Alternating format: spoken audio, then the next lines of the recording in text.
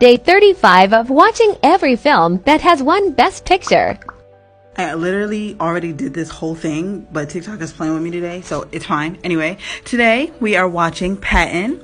It was released in 1970, and it was directed by Franklin J. Schaffner. Fun fact, one of the writers for this movie, for the screenplay, is Francis Ford Coppola, the same Francis Ford Coppola that directed Godfather 1 and 2. Okay.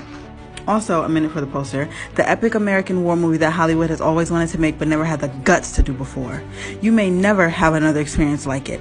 Evidently, someone believed that the public had come of age enough to take a mature film about a real war with a hero villain in all his glorious and vainglorious humanity. Bold claims. Bold claims. The World War II phase of the career of controversial American General George S. Patton. Now, if you've been watching me, you know long enough that the fact that this movie is 2 hours and 55 minutes is so ridiculous to me. But I'm gonna hold on, and I already watched this movie, but for video's sake, I'll be right back.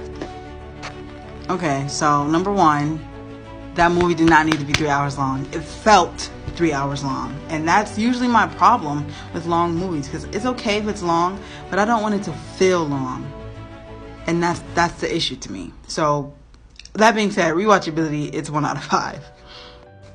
So for story, some of these parts lulled so bad for me. It lulled so bad because this movie did not need to be 3 hours long, and some of those scenes did not have to be as long as they were. That being said, I understand why some of those scenes were in there, because I feel like it painted a very complex, even though the first scene of the movie, the speech that he gave, it told us who that character was off rip.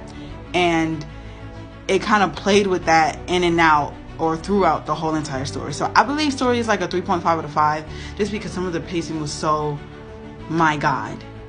Now the cinematography, there's a YouTuber, I believe his name is Thomas Blair. I really hope I'm not saying that right, but anyway, he had a video about the subtle cinematography, and I really just could appreciate the subtle framing and the choices in this movie. The composition in this movie, although it may seem subtle, it was very nice. It was very nice. So I'm going to give the cinematography a 4.5. 4.5 for cinematography. Overall, like I said, the story kind of like did this for me, but George C. Scott, the actor who played Patton, did a phenomenal job. Honestly, I believed him. And the cinematography was beautiful. I'm going to give this movie a 4. 4 out of 5.